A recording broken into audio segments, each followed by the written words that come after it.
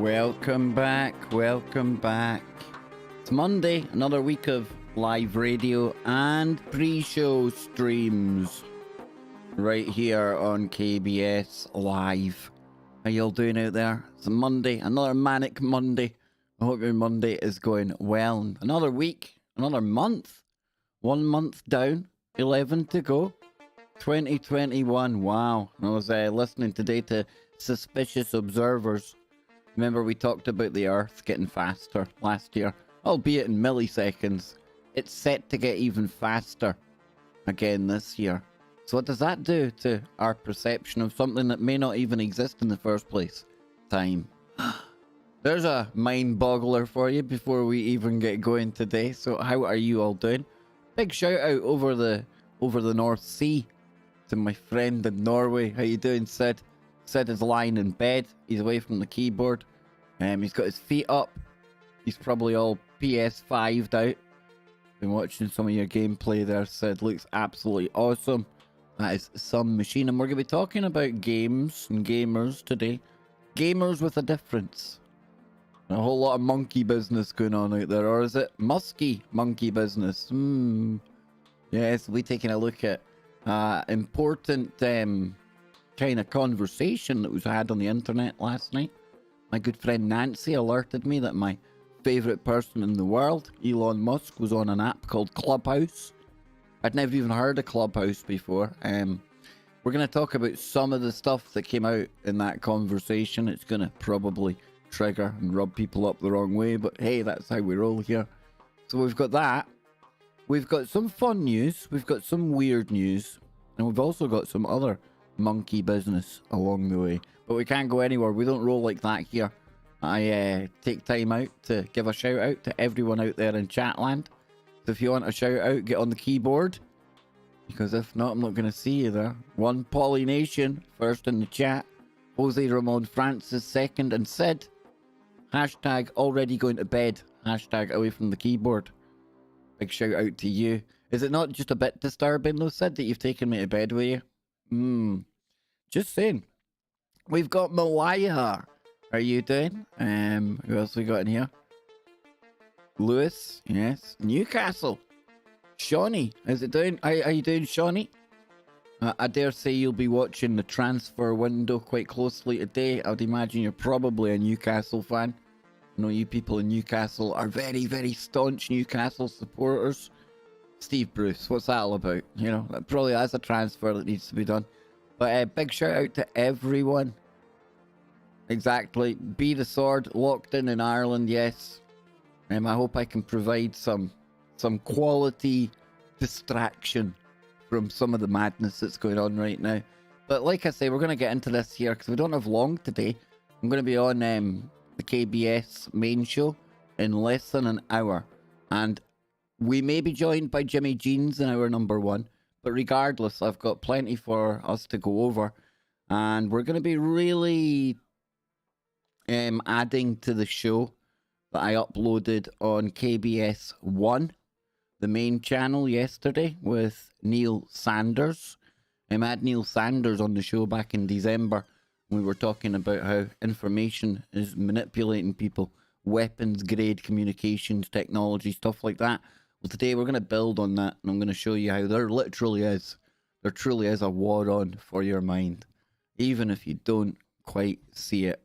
So we're going to be talking about that on the main show today. So let's get into it, shall we? Elon Musk, we all know I'm a bit of a fanboy there, but he has been causing headlines, as he does. Nancy was telling me he was talking about memes and stuff like that, which I had a wry smile to. A lot of you people out there are fed up of me talking about memes and memetics. But it's not memes and memetics I want to talk to you about today. No. It's monkey gamers. Yep, monkey gamers. Not monkey business. Monkey gamers. Now, like I say, this is probably going to rub people up the wrong way, trigger others, but it is what it is. I provide. You decide. I'm merely the vessel to bring you some of the weirdest, the wackiest, the strangest, the wooest news that's going on in the planet right now. And this is right up there. So during an appearance last night on app Clubhouse, Neuralink co-founder Elon Musk said that the brain-computer interface startup has implanted a monkey with a device that allows it to play video games with its mind. Now, I'm panicking. I'm panicking because the older I get, the worse I seem to get at gaming. Not FIFA. I can still play FIFA, but I am now living in a world where literally monkeys are probably better gamers than me. That's disturbing. So it says, we have a monkey with a wireless implant in their skull with tiny wires who can play video games with his mind, Musk said during the appearance, according to the Bloomberg's transcript. Animal model. The claim provides a new sense of momentum for Neuralink, which has been quiet since it revealed experimental devices it had implanted in pigs last year. And folks, to be quite honest with you, as much of a fanboy as I am of Mr. Musk, when I compare what we've seen in that really quite disappointing demonstration with the pigs, remember all that stuff? You could hear the brain waves, the neurons firing, all that good gear going on. I struggle, even I struggle to think that we've made leaps and bounds and advancements to the point where now we've gone from that, which was really kind of weird and disappointing, and who cared, to now where we've got monkeys playing games.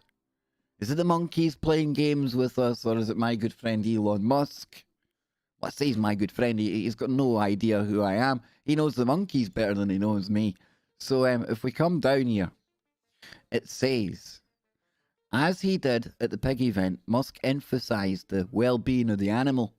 You can't see where the implant is, and he's a happy monkey, he said during the event. Oh, he's a happy monkey. So we have the nicest monkey facilities in the world, and we want them to play mind pong with each other. But what if the monkeys don't want to play mind pong with each other, Elon? So it says it's still unclear how long it will be until the device is mature enough for human users. And of course, that's assuming it succeeds at all. And that's a big question mark for me. But Musk's remarks about a human version of Neuralink during the event were hard to parse and open to interpretation. Says there are primitive versions of this device with wires sticking out of your head, but it's like a Fitbit in your skull with tiny wires that go into your brain, he said, according to Bloomberg. Now, if you noticed, tonight's show, I went for a very cyberpunky kind of feel to the thumbnail for the show today, right? I suppose you could argue I've gone kind of transhumanist and all Borg with the graphics I've got in the background as well, but hey, it is what it is, right? It's better than that triangle that always triggered people, surely. Well, I could bring that back easy. But listen, the reason I themed it along the cyberpunk kind of thing is Elon Musk is probably, for me, one of the most skilled users of Twitter. Some people are great at Twitter. Some people are just, they can use it. But then there's other people like me that are really, really garbage. How I've managed to get 2,000 followers on there is beyond me. But he's talking on his, and by his I mean Elon, is talking about how it's kind of weird how here he is, literally perhaps playing a part in a cyberpunk future for humanity. Ooh. Oh, and I know there's going to be naysayers out there. There'll be people that are right behind it. There'll be people that think it's all hocus pocus. That's okay. That's why I've got that tagline. I provide, you decide. I can just have fun relaying some of the madness that's going on within the Matrix, at least the madness we know about. So let's take a look at his interesting Twitter feed over here. So the first one, it says, please consider working at Neuralink. Short term, you can solve brain, spine injuries. Pretty cool. Long term, human AI symbiosis. Oh, now the Borg graphics is looking a bit more appropriate, isn't it? The latter will be a species level important. work at either our Bay Area or Austin locations. And it says, if you've worked on advanced wearables, phones, or robots, those skills are needed. But here's the one here. This is the one I kind of thought, wow, weird. Feels weird helping make, hopefully, a good version of Cyberpunk come true. Now, of course, Cyberpunk 2077, a lot of problems with that game. I, on the other hand, having a not too bad gaming PC, haven't experienced even an nth of a degree of some of the issues that have been around in that buggy game. But to see Elon Musk saying that he's maybe helping to shape that as our future, I know it's going to be controversial, but here's the thing, folks. Here's the thing. When I say somebody's skilled at using Twitter, that's what Elon Musk is. And he's a master. If nothing else, if you think nothing else about him, right? I mean, everyone knows where I lie on the guy. Not literally. I wouldn't physically lie on him. For a ticket to Mars, possibly. Potentially even beyond the tip. But that's a side issue, okay? But wherever you think about him, he knows what he's doing on Twitter, and he knows how to gain a reaction. And there's no such thing as bad publicity. There is no such thing as bad publicity. Well, within reason. Within reason, obviously. So that's the monkey business with Elon Musk. But there's another bit of monkey business that's going on in the world that I think is really indicative of where we are as a civilization. The state of the planet today, right? Because what if I was to tell you there's animals escaping from zoos, right? Wow, they've done a breakout. That's pretty cool in itself. But then when you find out they took one look at the world and they actually came back to the zoo, that's when you know we've probably got a problem. So if we come over here, and to make it even more fantastic, the story comes to us from Australia. Yes, it does. So a chimpanzee escapes from a zoo enclosure, but returns on its own. What does that say about us, folks? I'm telling you, man, telling you. So it says here, a chimpanzee in an Australian zoo escaped from its enclosure early Thursday morning, but it returned to the exhibit without any intervention, officials said. See what I'm saying? This monkey went wandering about down the street, and I look around and thought, wow, freedom at last. Freedom! The monkey version of it, right? Ooh. As you do. I'm not going to make monkey noises. That's going to get ridiculous and really creepy and weird. But he's looking around, this monkey, or she. I'm not too sure. We haven't gender identified it yet. We'll get there, though, because we're woke like that. So the monkey's having a look around and thinking, hang on a minute. Hang on, just a little minute here. Grass is always greener. Where's that zoo? Straight back. Yep, the zoo is the safe space. I tell you, maybe the safest place to be. Because the real wild animals, we're all running amok, right? I'm telling you. So if we come back over here, will we take a little listen to the first bit of this? 7 News in Sydney. Know that I'm a very, very pro-Australian content creator. I think your country is absolutely wonderful. Lots of friends down there, lots of listeners, you know. Please, let us away with it. Here, we'll give it a try. Hang on. Okay, g'day, mate. He's going to g'day, mate. He's probably not going to g'day, mate, us like that, but... An adventurous chimpanzee has made a great escape at Taronga Zoo. The chimp was spotted sitting calmly just outside the enclosure early this morning. The zoo's emergency response unit was called, but its taste of freedom didn't last long, returning home within minutes without any assistance. Today, the troop of chimps was kept off display while an investigation was conducted. They're investigating the chimpanzees. How does that go? Do they get a chimpanzee speaker in? Is there any, like, able-bodied or capable, trained, skilled chimpanzee whisperers out there in the KBS audience? Is there? Donnie, I think they need you. Where is it? The Taronga Zoo in Sydney said a contractor doing the work at the facility spotted the male chimpanzee sitting calmly outside its enclosure at 5:47 a.m. It's really, they've got it right down to the detail, right? It's like forensically taken apart. And that was on Thursday and alerted officials. I like the fact it's just sitting there calmly. Like, it ain't going anywhere. It's taken like a look outside and thought, nope, nope, nope. I'm going to wait till the bosses get back. I know I don't like the zookeeper, but hey, he's keeping me away from all these crazies, right? In his own little monkey way. So if we come back over here, it says the zoo's emergency response unit was activated. Now, what does that consist of? Is that like drop bears and attack kangaroos? Is it? Is it like kangaroos with Kevlar and that on? Riot shields? And don't tell me kangaroos they can't roll like that. No, I watched Steve Irwin back in the day. Let me tell. Is there a crocodile? Are they the front line? Do they go in? Are they the first in there? This is absolutely fascinating. Who knew? But ended up not being needed. Oh, they were stood down. Yeah, I'll tell you that. How does that go? Stand down, kangaroos.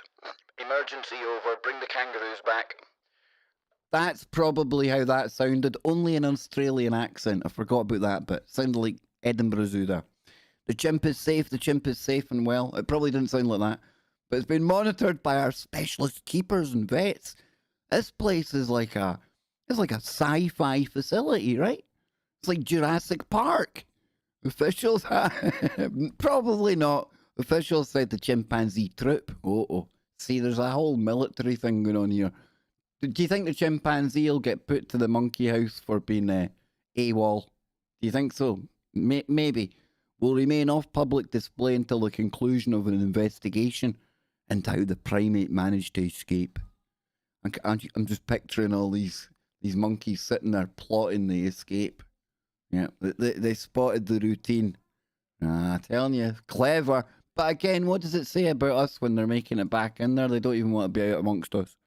They just don't. Luna, and Donnie, he's been there. See, I'm trying not to look at the chat too much because I sometimes get distracted and forget where we're going because I'm easily distracted, as if you haven't noticed that by now. But I'm going to take a little drink of coffee. I'm going to let you monkey people out there have a little bit of monkey business. Maybe PPP's your thing. I don't know. But let me know what you think in the chat room of all of this monkey business. With a kind of smorgasbord of monkey stories there. You always know it's going to be a good day when you start off the week with multiple stories about monkeys. Yeah, there you go. 44 years old and talking to you about monkeys on a Monday. All roads lead to here, folks. Wow.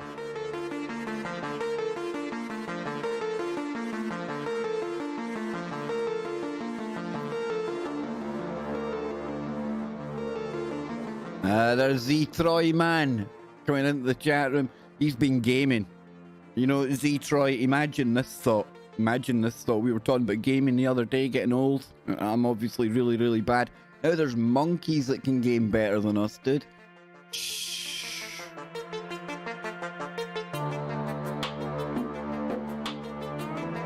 Are you ready for something really, really weird and woo?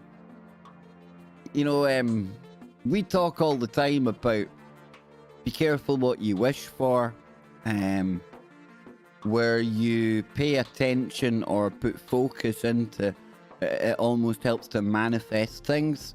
Tulpas, we've talked about tulpas before as well.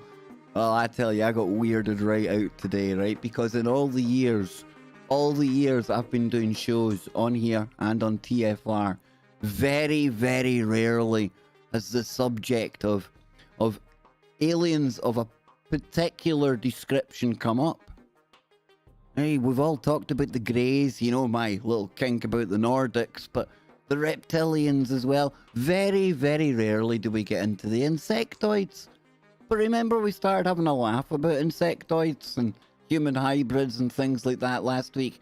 Well, what if I was to tell you maybe we've helped manifest one into our world? No, really, legitimately, I'm not making it up. Stay tuned, I'll tell you more.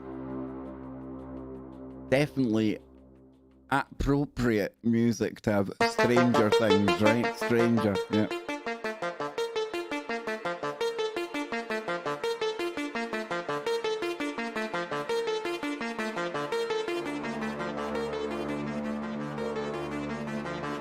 There's Jason. So remember, check out Jason. check out First Paranormal, check out Mawaya, check out Algo, check out Polly. Dang, if I've missed any content creators out there, hey, I've only got so long, come on.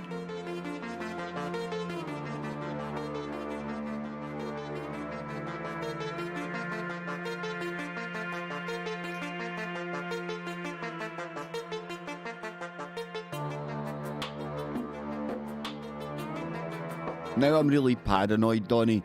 Donny says Kev Baker Show. I do feel sometimes you are. I can't even remember what I said. I don't know what you've answered to. See, that's what happens in the weirdness of my mind, man. Falling. Oh. Falling where? Am I getting worse? My show's getting worse, Donny. Damn, man. Not like a kick in the kahunas, eh? Dang, dude.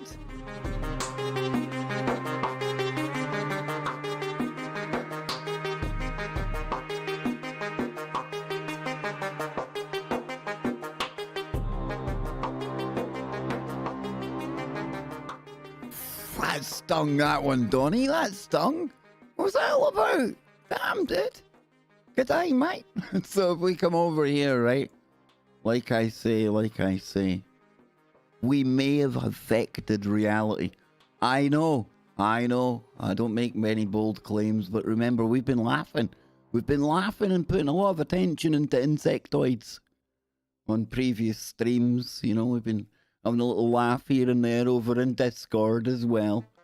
Well, what if I was to tell you that there's people now seeing 7-foot tall aliens? Not just any old aliens. Bloody insectoids. Now, I call them bloody insectoids because they scare the life out of me. That's why I call them that. But no joke. And listen, to be honest with you, to be fair, I am joking. I don't really think that any of us affected reality to the point where we scared a factory worker that was cycling home when he came across one of these things. And no, it's not our friend Mr. Parks. No. This guy here I think's more legitimate, more believable. But it says here, not any kind of mantis either. It was a telepathic one. Big Oli. So a cyclist says he fled from an evil 7-foot tall telepathic alien mantis and has drawn a picture of the bizarre creature for the Daily Star. Paul Froggett, 26. An interesting name, that, right? Maybe they tried to contact something with the name of a frog. Maybe it just went a bit wrong. Alien translation doesn't match up. Paul, you were chosen on purpose, I feel. Likened his terrifying ordeal to a spider eating a fly on a David Attenborough documentary. What a really disturbing piece of imagery that is for anyone that might be thinking about what an alien invasion would look like. Oh, I don't know, just go and watch a spider eating a fly in its web. So the shaggy-haired warehouse worker, I think that's a bit unfair. Just a warehouse worker would have done. He doesn't need the shaggy-haired descriptor. Dang. Insisted he was not on booze or drugs as he shared his sketch of E.T. with the Daily Star. Now he told how he fled after stumbling across the creature as he cycled home through woodland in Warwick. Paul said, "It sounds crazy. I felt like I could sense its feelings towards me, and it was just like pure alien hatred, as opposed to any kind of telepathic hatred out there that you might have experienced. This was pure Mantis, Jedi stuff. Zzzt, like that's the noise. Zzzt. So, you know when you're watching a David Attenborough documentary and you see a spider eating a fly, just that malevolent sense of evil. I don't think I've ever thought of the spider as being evil. I merely see it as a means to an end. It's eating dinner. But, oh, you see. This is where it gets a little bit uncomfortable, right? Because can you imagine? Listen, I laugh and I joke. But here's the serious side. I'll be perfectly honest with you. I think there could be bajillions of different types of alien species out there. Hey, judge me, whatever. I don't care. I'm only being honest. I think there's all different shapes and sizes.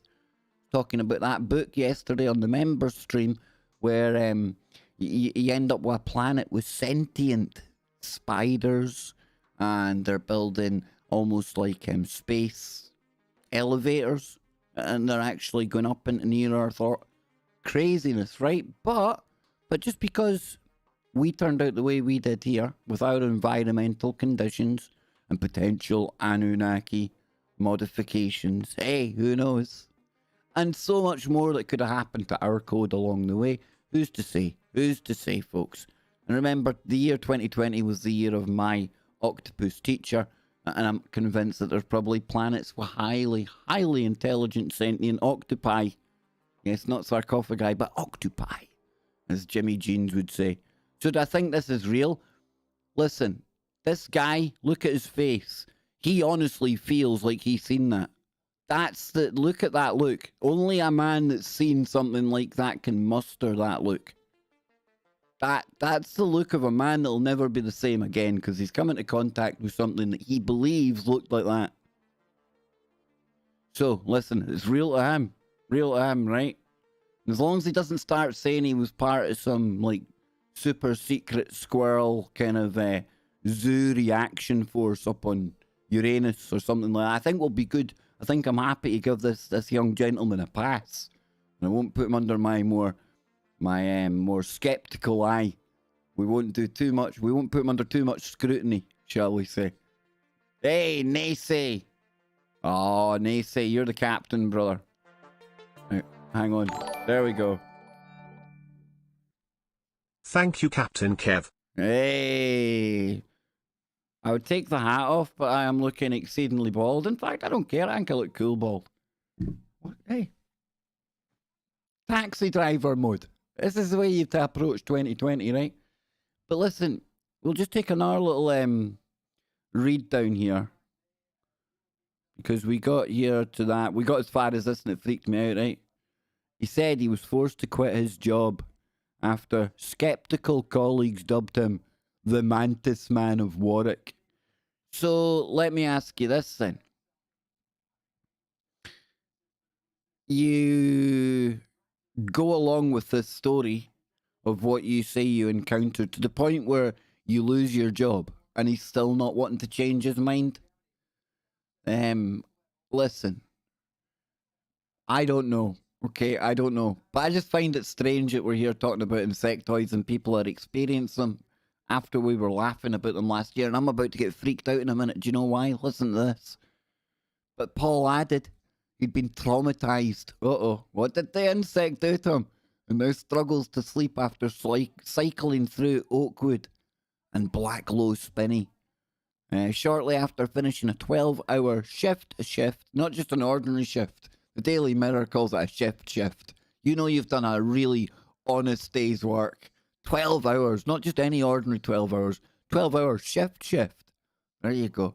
At a dog food warehouse and this is where it gets freaky for me. July 16th last year. Oh, it's a sign. It's a sign from the Mantis. He's actually trying to contact me because it's my birthday. So it says, he said, on a Thursday morning at 5 a.m., I was cycling home from work and I saw something odd in the sky. It was a glowing orange sphere just hovering on the horizon.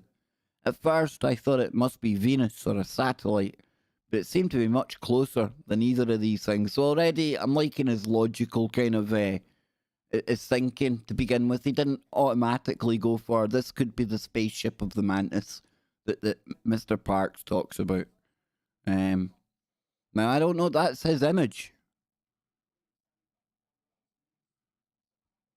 Image Paul Froggatt. That's, on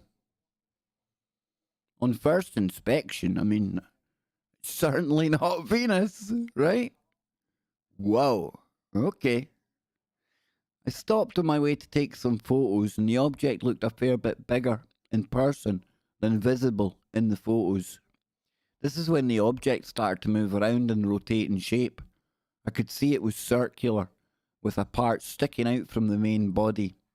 When this started, I got the chills down my back and felt like there was something wrong here. I hurried on my way home. As I kept cycling, I could swear the object was moving. Pardon me, I think it's it there again. Moving along my course. I just told myself it was some kind of optical illusion. I entered a wooded area, lost sight of the object through the trees, and usually at this time of morning, there's a chorus of birdsong and insects, but the woods were dead silent. Oh boy, that's your big first red flag. When the wildlife has moved out of the area. People say it when it comes to Bigfoot stuff, when it comes to cryptids, when it comes to alien, that they sense what's there, what's coming. Whoa. So if you're ever walking through the woods, folks, you hear all that wildlife and birds singing, all the little noises, you know, when it stops, run. He continued, as I cycled down the path, I came around the bend and I saw something I will never forget. Standing a few meters ahead of us is what I can only describe as a humanoid praying mantis. Now, I like that there's a praying, like literally a praying mantis, not a praying mantis. It's a bit like that praying medic dude over on Twitter. Oh, boom, boom. This thing was at least 7 foot tall. I don't know if I call anything 7 foot tall a thing. Probably sir or madam comes to mind. It was light green with a triangular head and big oval black eyes. It had all the features of a mantis but stood on 2 legs and had somehow human-like shape about it. I was completely frozen with fear. For what felt like an age but was probably only seconds, I stared into this creature's eyes. And it stared back. I felt like it could read my mind, and I could read its. Oh, bush telegraph going on. There we go, bit of telepathy. My fear was replaced with completely alien thoughts of utter hatred and evil, and I felt projecting from this thing, and evil that he felt projecting from it. I suddenly snapped out of this hypnotic state, and it made a step back as if it was going to pounce on me. What you talking? That can't be the end of the story. Well, I suppose he survived. He survived. Why didn't he take a photograph of that? Although, admittedly, if I was challenged by a 7 foot tall mantis of any description in the wood, anything that's 7 foot tall that isn't a tree, I'd probably, the last thing I'd be thinking about is taking photographs. Probably. I'd probably be in the middle of some kind of heart attack episode or leaving a big brown steaming stain at the bottom of my pants. You know how it rolls. Hey, come on. Listen, when you're faced with a 7 foot tall alien, even the hardest of men is probably going to have a bowel movement. I'm just saying. It's one of our flaws as a very primitive human being. Look what the monkeys thought. Even the monkeys don't want to live around us. They're happier in the zoo. So anywho, let me get a little drink and then we'll come back. I think I've got another couple of funny things we can look at. And we'll move on. Exactly, Karen. Karen Bowling says that bugs freak her out. Me too. Me too. Hashtag me too.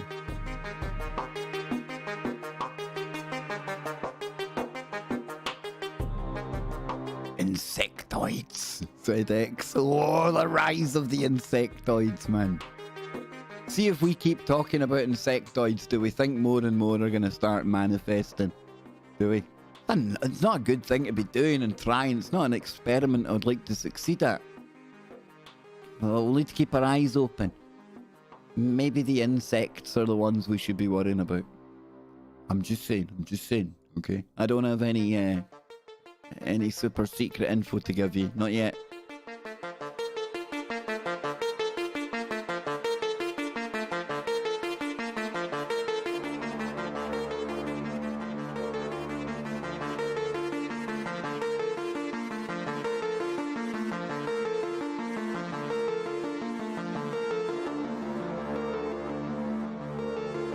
Why is it, folks? That some people just seem to be luckier than others. Have you noticed that in life?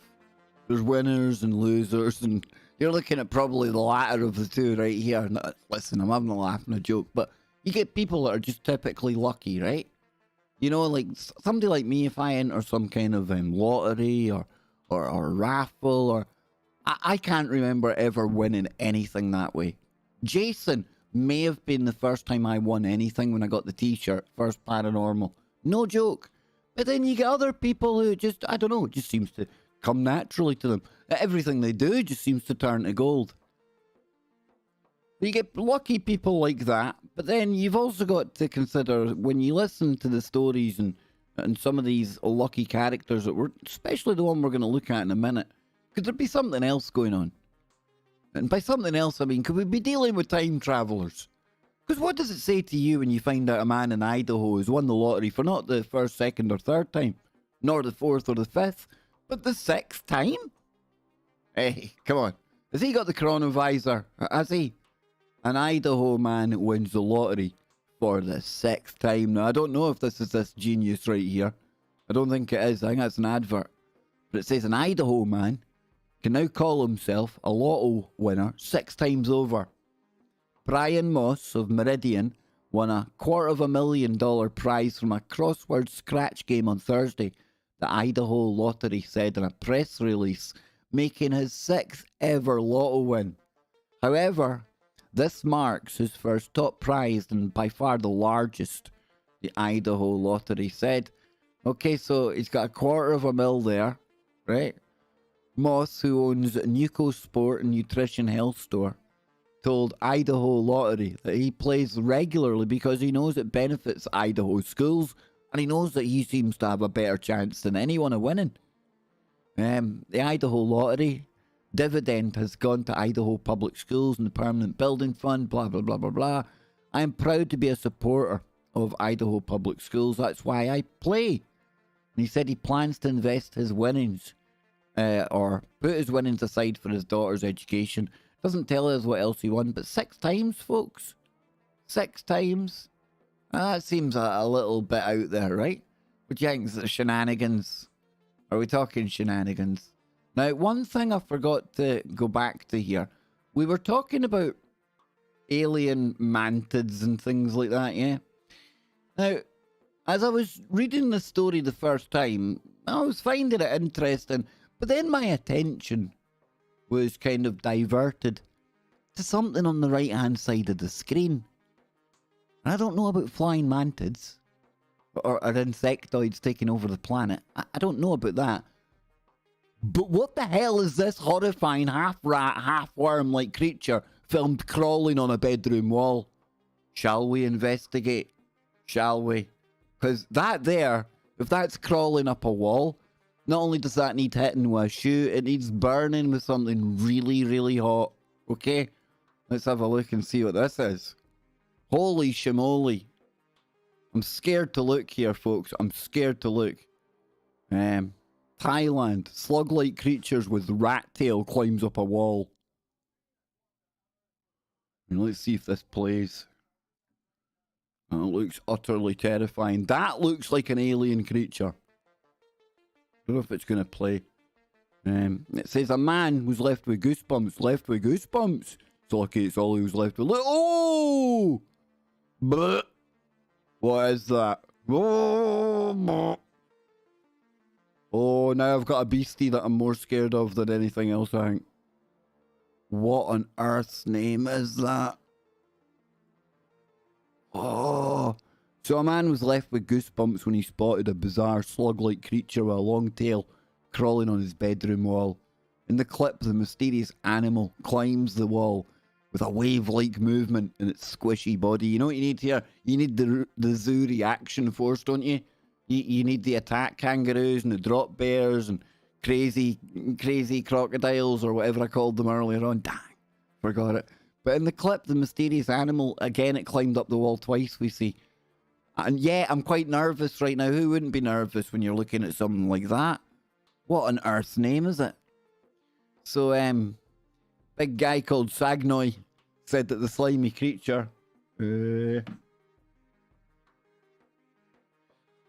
Sorry, folks, breaking news, not interested.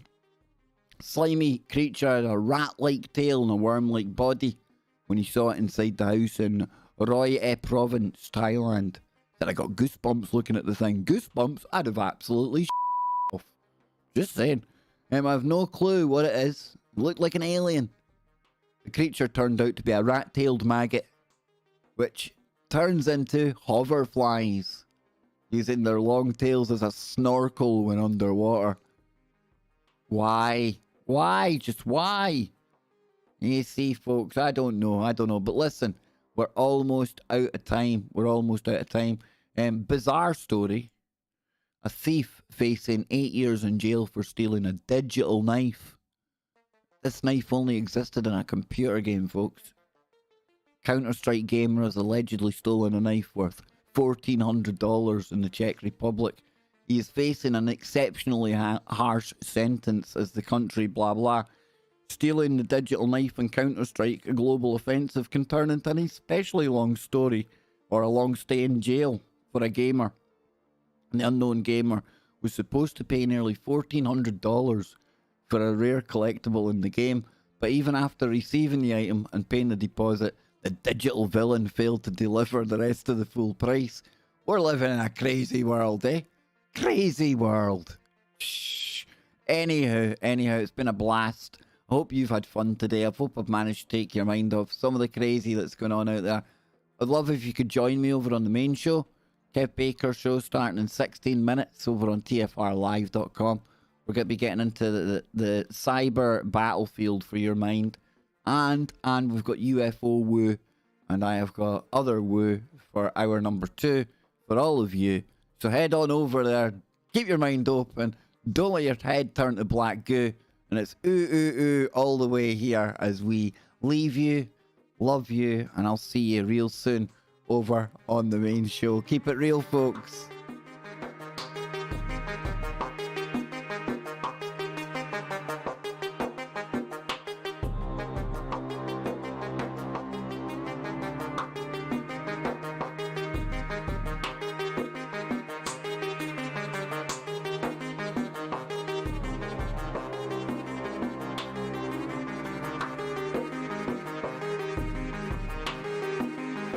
A show by a man called Kev Baker. He says how it is, not a faker. The woo that he gives us will give us the shivers. And on Fridays, the tails will shake you. You see, that should have rhymed with shivers, man. It'll make you quiver. There you go. We're out of here, folks. Thank you for tuning in. Remember to hit like, hit subscribe if you're new here. And we've got memberships. We've got memberships if you want to be even more part of the madness. Until next time, keep it real. We're out of here.